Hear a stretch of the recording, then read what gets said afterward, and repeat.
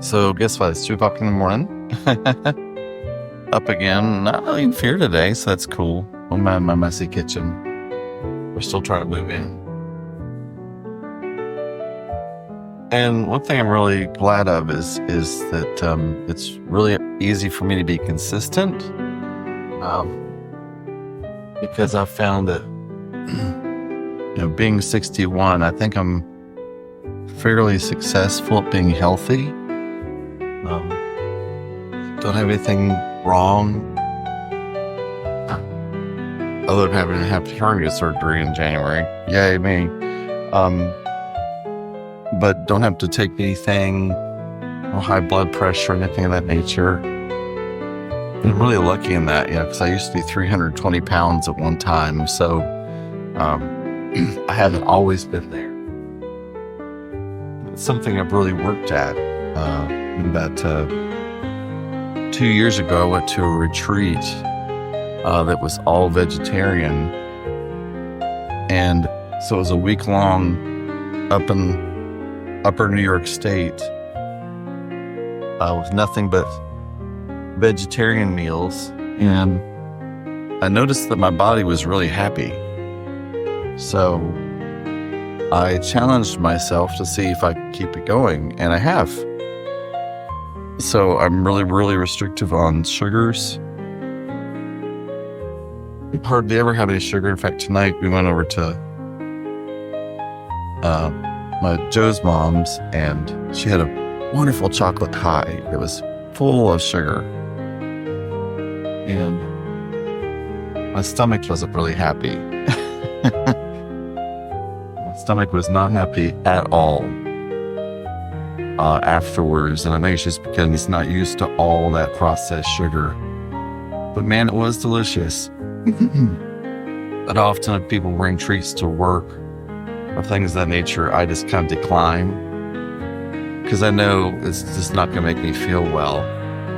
So I think it is definitely about that consistency, drinking lots of water, taking some supplements, keeping yourself moving. And probably the one downfall for me is keeping that higher mindset.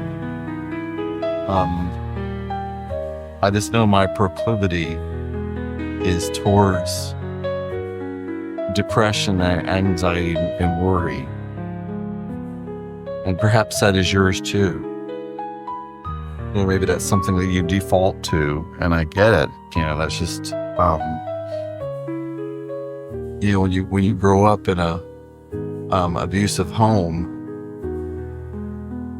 that's kind of where you are. You just kind of learn that. You learn from a young age that things are not safe. And so especially when you hear these people talking about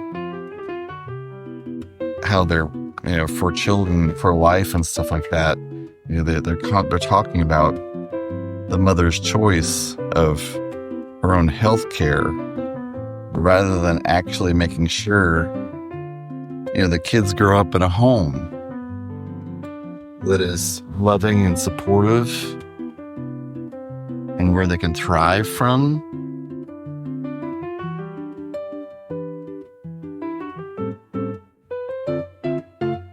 Sorry, I stepped out of camera. I put this mushroom stuff in my coffee. It's like 7 mushroom superfoods, and it really helps me with focus and concentration. I just put like a little bit of a spoonful in there. It lasts a long time.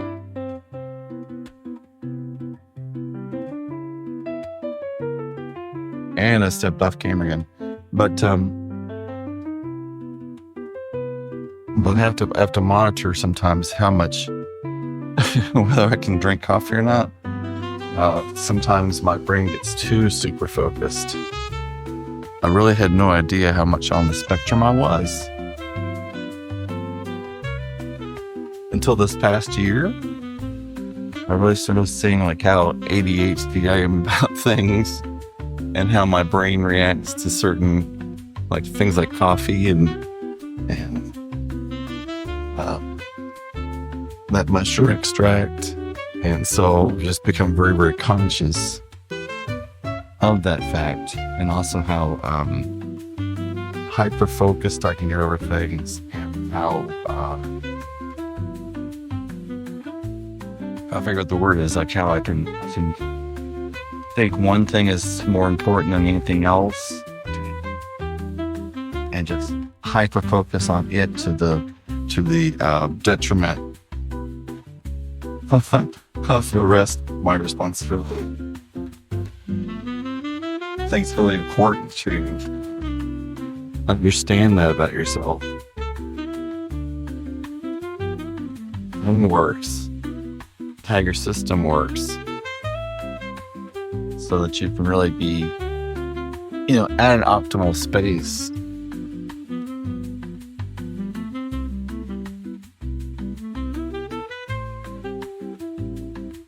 For some reason, doing dishes and doing laundry is very calming for me. So generally, before I go to the gym, one of the things I do is make sure the dishwasher's clean, stuff in it. It's empty and filled up if there's stuff in the sink, and there's always stuff in the sink in this house. Cycling laundry. Keeping that going.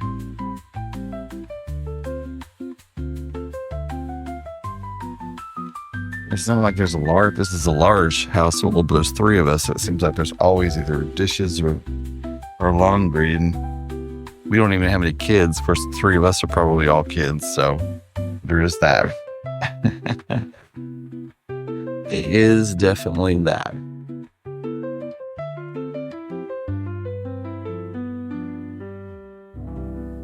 So, I'm about to get myself prepared to go to the gym.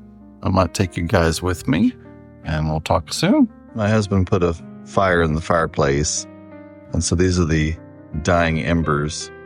Does anybody else find fire in the fireplace just so calming on a cold winter's evening? Gosh, it just doesn't feel like it's 28 degrees out here, but that's what my car is saying. It doesn't feel that cold. But I thought, as I mentioned about my husband, I have a lot of friends who are same-sex couples that are either concerned about and or they already have gone to attorneys and done things like made sure they had wills and living wills and power of attorneys for each other, because Clarence Thomas on the Supreme Court has already stated that marriage equality is the next court case that they're going to look at, that they're going to try to overturn. You know what I mean? And who's really going to stop them? You know what I mean? With the new administration moving in, I've really just stopped watching most, if not all, news and media. I think a lot of us have, because it's just, I'll just be honest, I can't watch the clown show. It's just, and even like, Fox News is calling it a clown show. I mean, if Fox News is calling it a clown show, it's really a clown show. It's almost just like, the thing that gives me heart about it, I guess, is that last time a certain person was in office, so much of the time was just built around this sort of like ineffectiveness, and just, unprofessionalism, and thinking they could just walk in and make these decisions, and not knowing how the protocol and the business of government is done. And that was when the professionals were there. And that's when the tier 1 level people were involved in the administration, helping with the administration. Well, now I don't think you have anybody really. You're talking tier 3 and below that are the ones, in charge in making decisions or trying to enforce, enact things. and the government, the business of the government, it's a huge system, and it has certain fail safes in place. So I have a feeling it's not going to be a fun 4 years for sure. And there's going to be a lot of people that are really, really super hurt by this administration. I'm going to be sure to point that out too. But also, I don't think as much bad is going to happen as we fear, because you have such ineffective people that are being placed in key positions. They don't know what they're doing. They're not effective. And it's just, so anyway, I'm not going to get super political on this, but it's going to be part of it, because it is going to affect my family, it's going to affect myself, and it's going to affect everybody. Because I want everyone to have an equal place on the table. I want all peoples and all children to have the same opportunities. And I want basic needs met for people. Just basic needs. And that just makes America stronger. Today is a prime example. At the dealership, a homeless guy walked in and asked for a cup of coffee. And of course, being kind-hearted, you want to say yes. However, we have done that before. And then what happens is that it kind of opens the floodgates. And we've had the experience before of literally people like taking sponge baths in the bathroom and then leaving it in a really, really bad position. And then it's unusable for everybody else. So where do you kind of draw the line? So we told him we'd have to talk to a manager before then he just left. And so you feel bad, because of course you want to be there for people, but at the same time it does sort of, we're a business and we're there for a reason. So, but my point being is that if we had policies in place to where people were taken care of, we wouldn't have a homeless or as bad of a homeless situation as we have.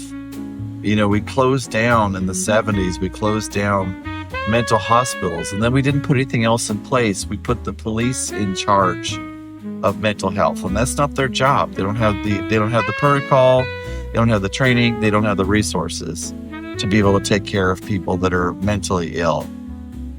And now we're trying to make being homeless illegal. And nobody is going to choose to be homeless, or very few people are going to choose to be homeless. It's something that happens to people.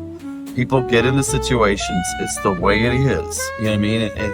And other people who have, frankly, not had that many, bad things just happen to them in life.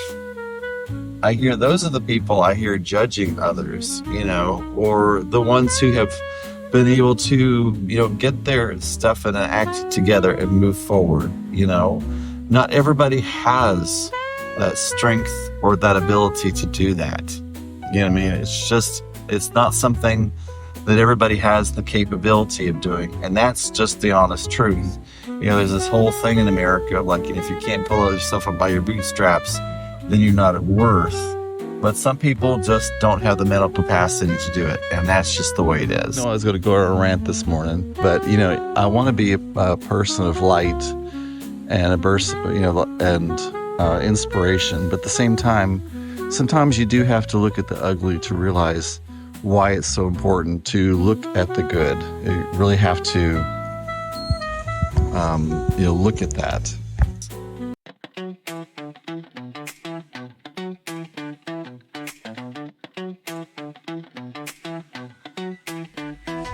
We're going to start off this morning with some cardio, and then we'll do some weight training, and then it's time for, I can't do it. I swear, I'm so OCD.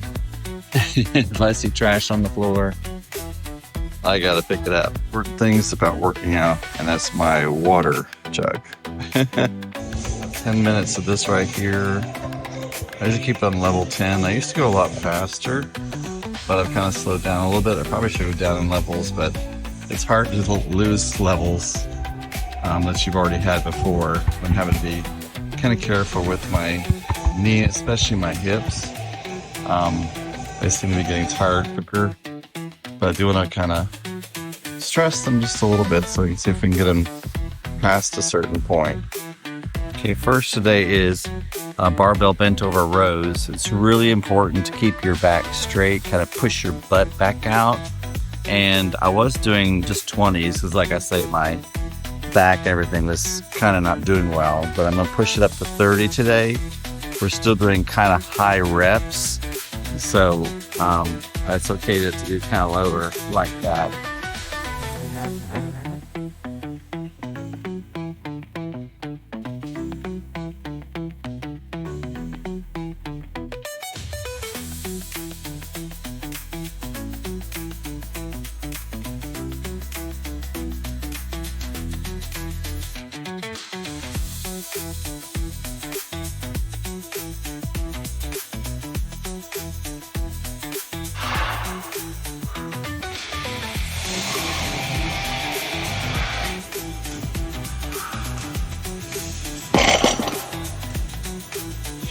Okay, next one is cable lat pull down. I was doing 55, which is shocking. I was doing that high with on my lower. I'm about ready to try 70 on this one.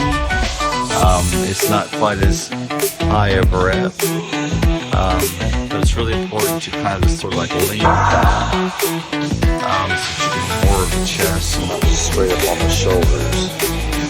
Just wear those out. So most people don't lean back good enough.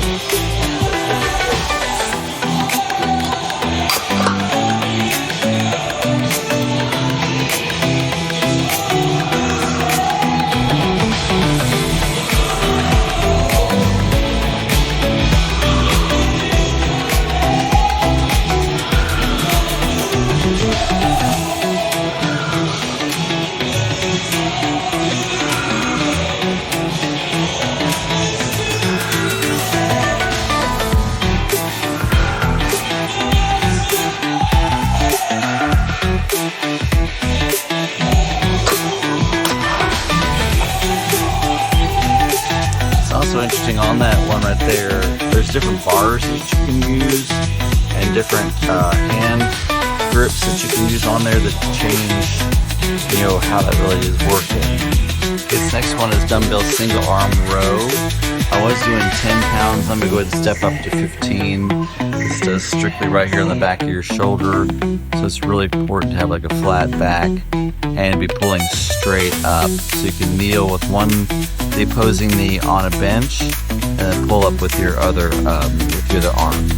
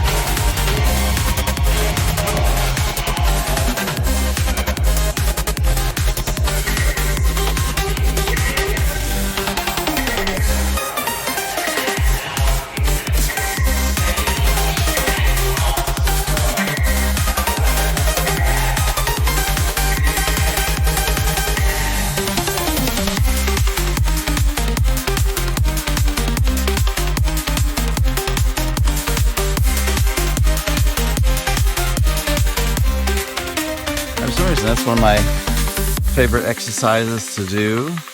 It just feels really, really good. So also it's really important to the speed that you do things.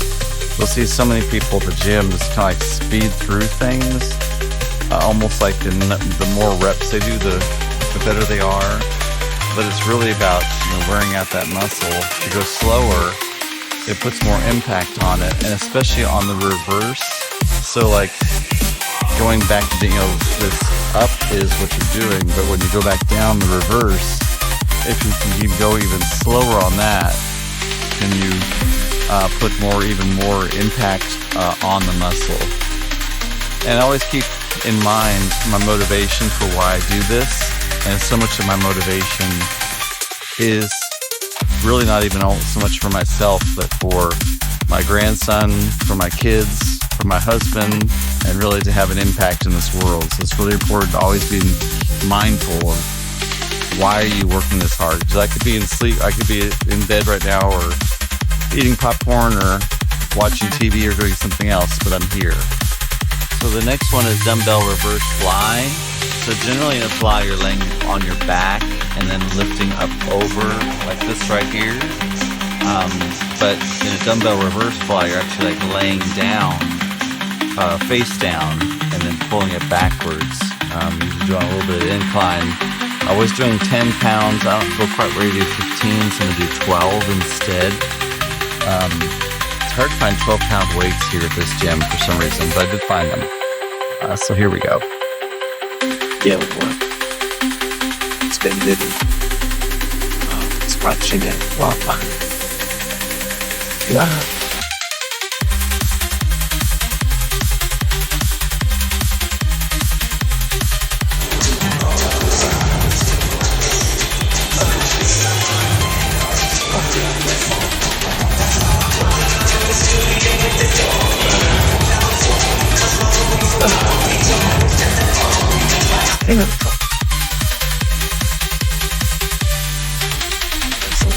Yeah, I'm glad I didn't do 15 on that. I'm gonna have to step down to 12 on the next, or to 10 on the next one.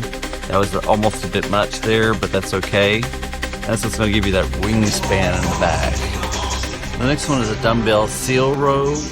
I don't know why it's called a seal row, unless it's like maybe Navy SEALs, or supposed to be like seals in the ocean. I don't know. But you're laying down flat, just like pulling it straight up. I was doing 10 pounds. I'm gonna try the 15, but I'm keeping the 12 handy just in case.